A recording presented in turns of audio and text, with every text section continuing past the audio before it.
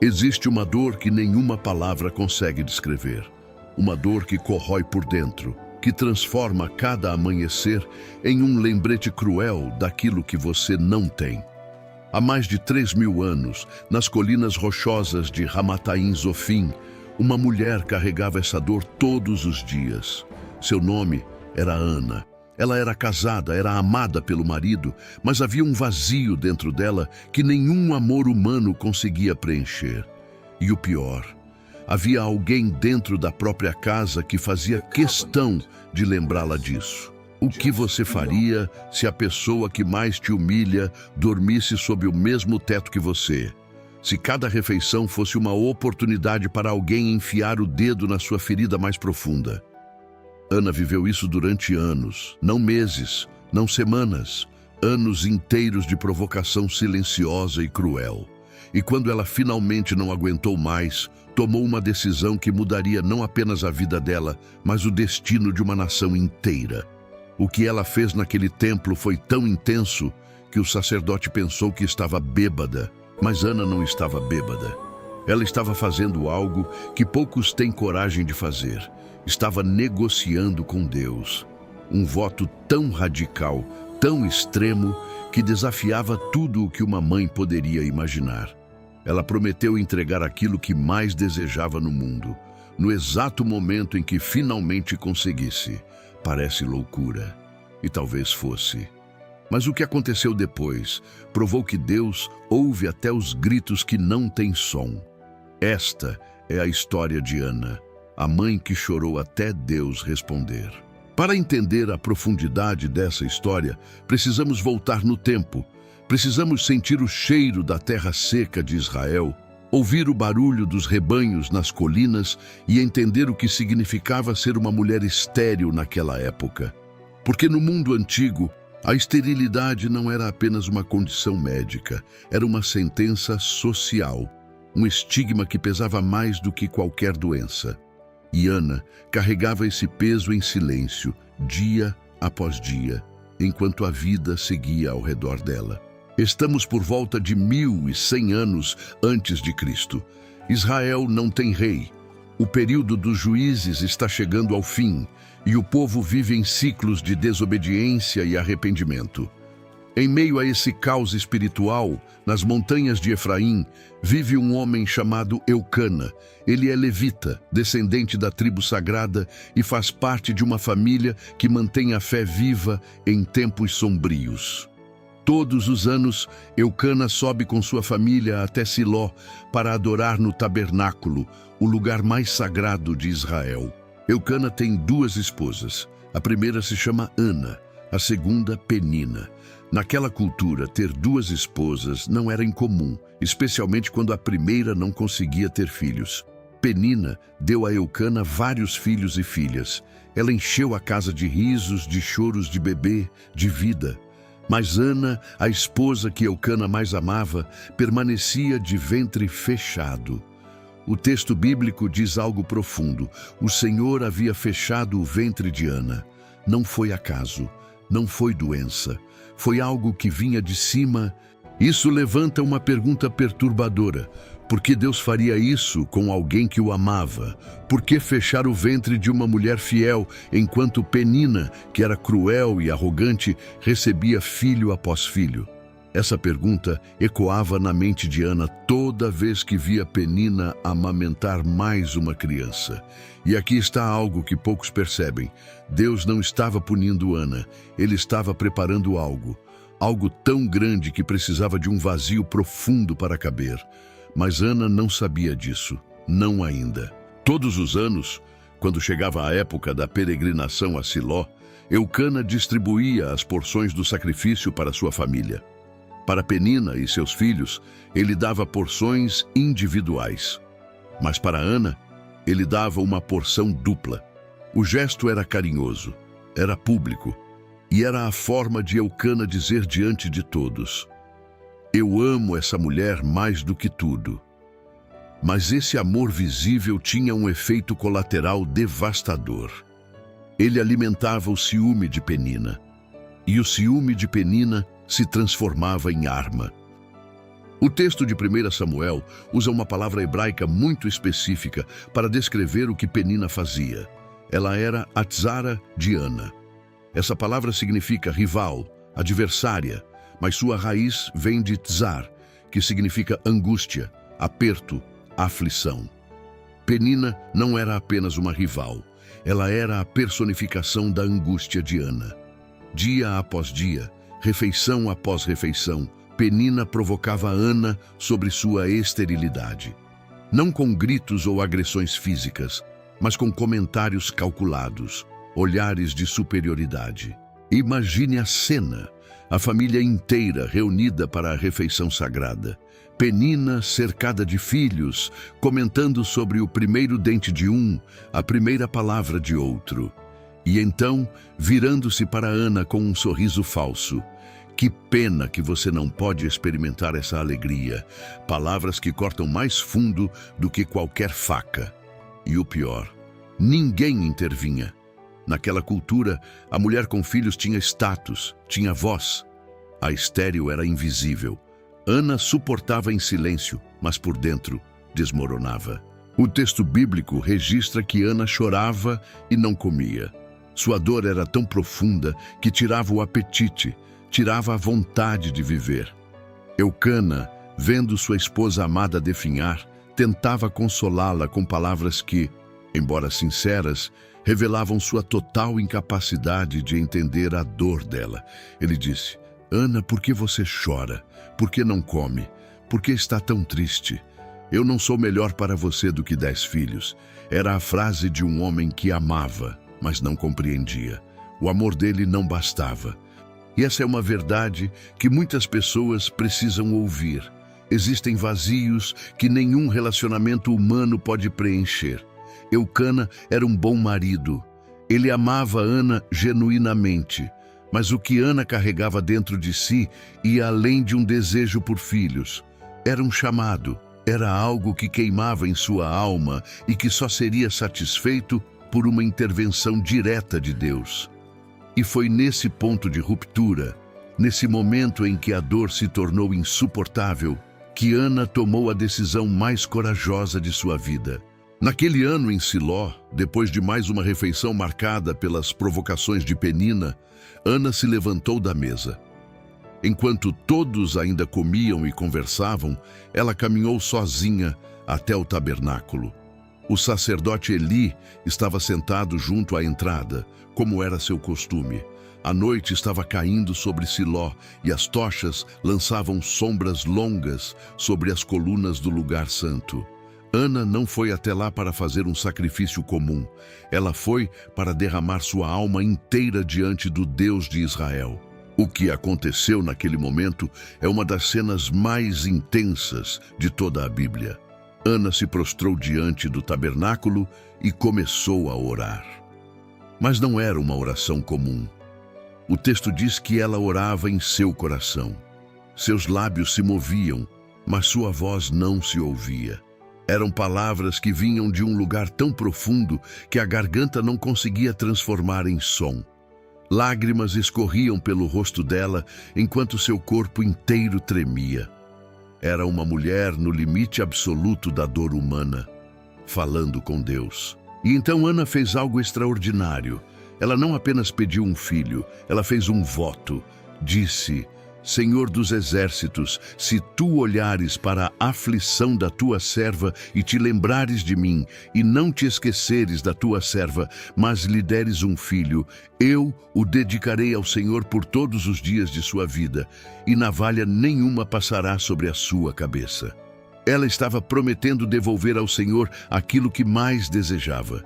Estava dizendo: se tu me deres um filho, ele será teu, não meu, para sempre. A magnitude desse voto é difícil de compreender no mundo moderno.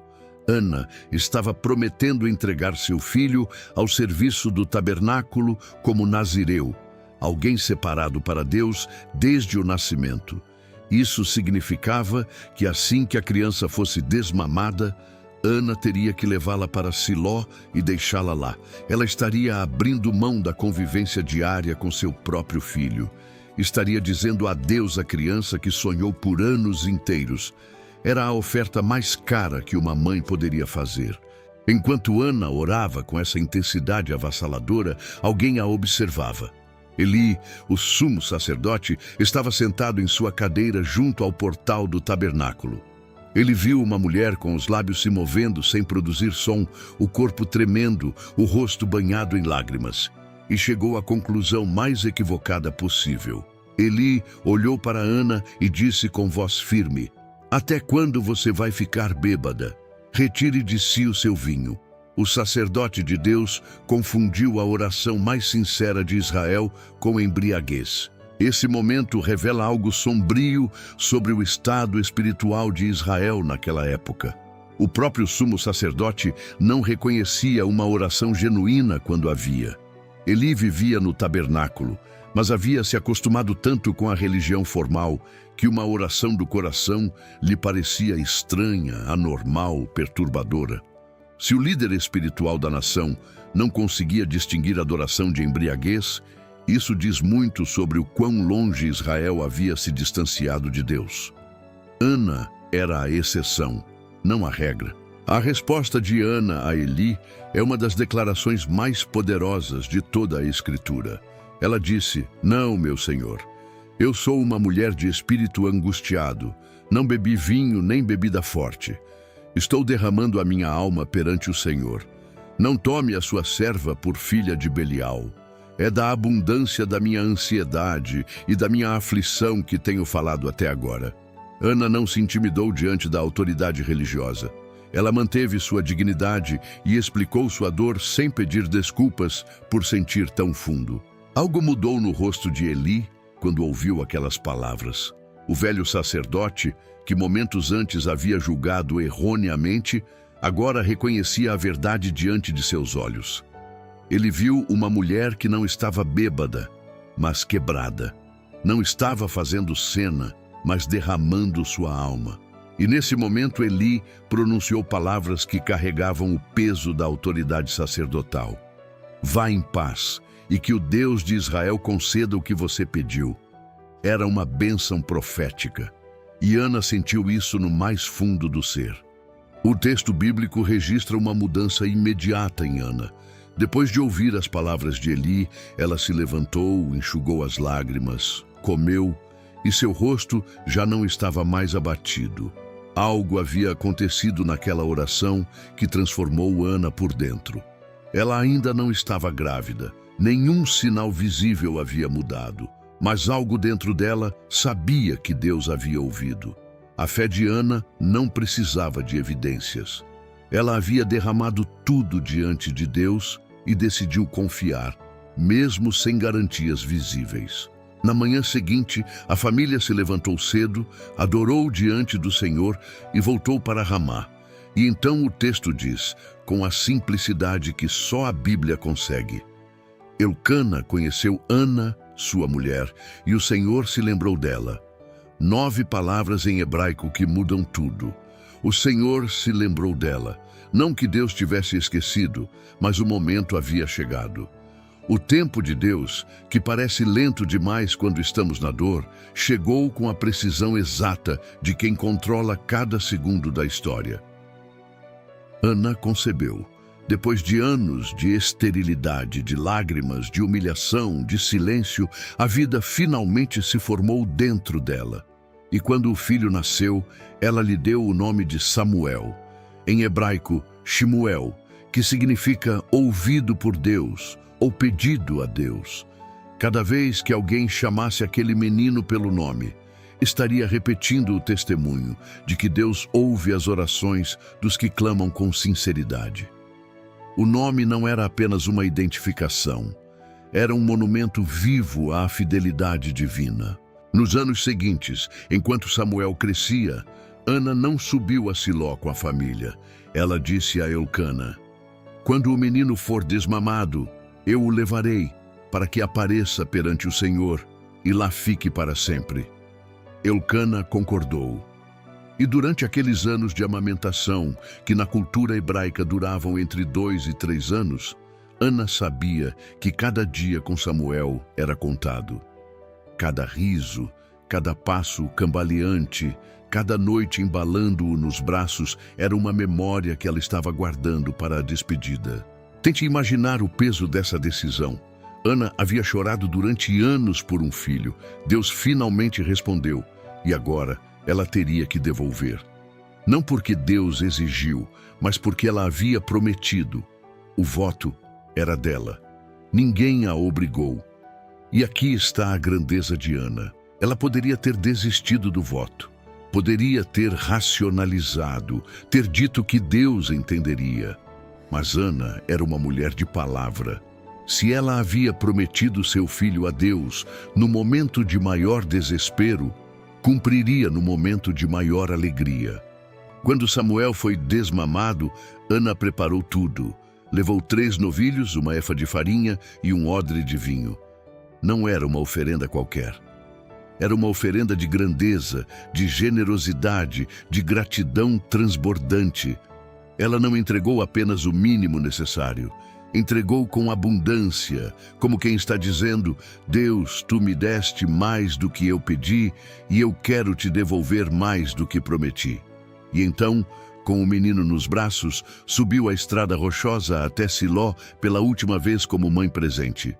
A cena no tabernáculo é de partir o coração.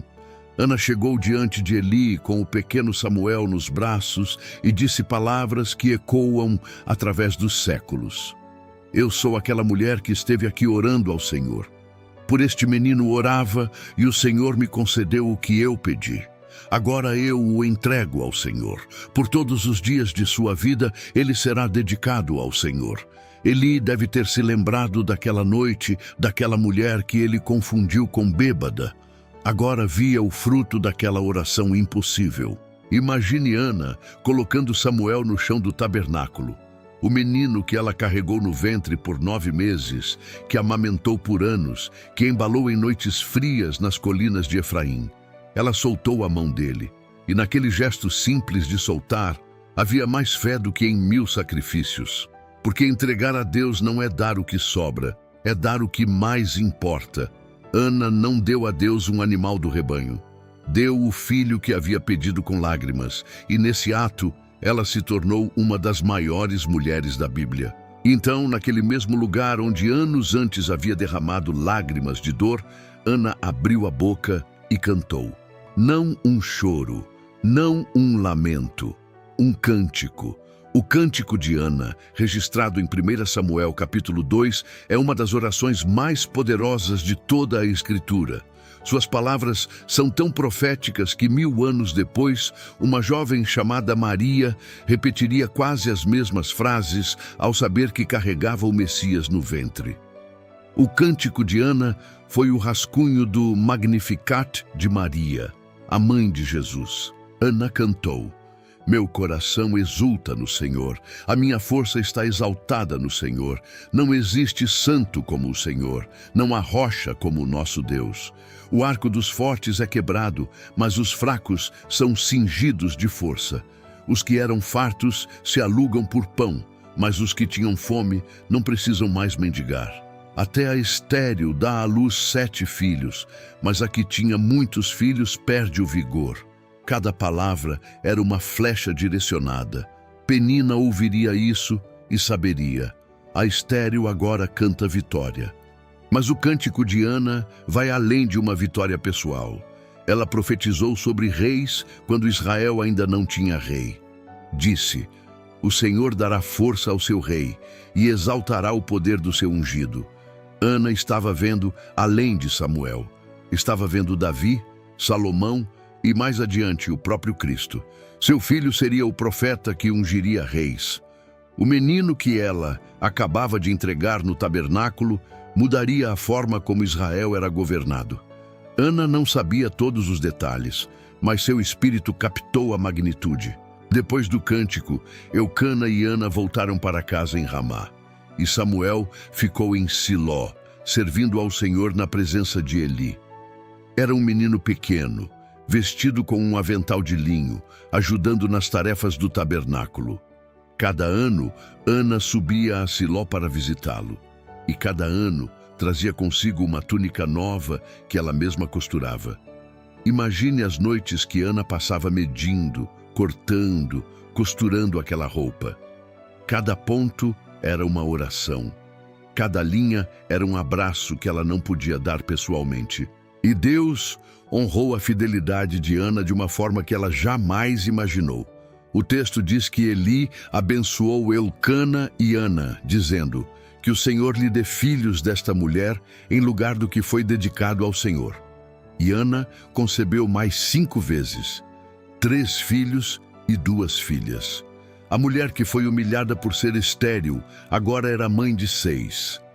Penina, que se orgulhava de seus muitos filhos, viu Ana superá-la. Não por competição, mas por bênção. Deus devolveu multiplicado o que Ana entregou com fé. Enquanto isso, Samuel crescia diante do Senhor. O menino que nasceu de uma oração impossível se tornaria o último juiz e o primeiro profeta de uma nova era em Israel. Foi Samuel quem ungiu Saul como primeiro rei. Foi Samuel quem ungiu Davi, o homem segundo o coração de Deus. Tudo começou com as lágrimas de uma mulher estéril no chão de um tabernáculo. Cada grande história de Deus na Bíblia começa com alguém que se recusa a desistir, mesmo quando o silêncio de Deus parece ensurdecedor. A história de Ana fala diretamente com qualquer pessoa que está vivendo uma espera dolorosa. Talvez você esteja pedindo algo a Deus há anos e o céu parece mudo.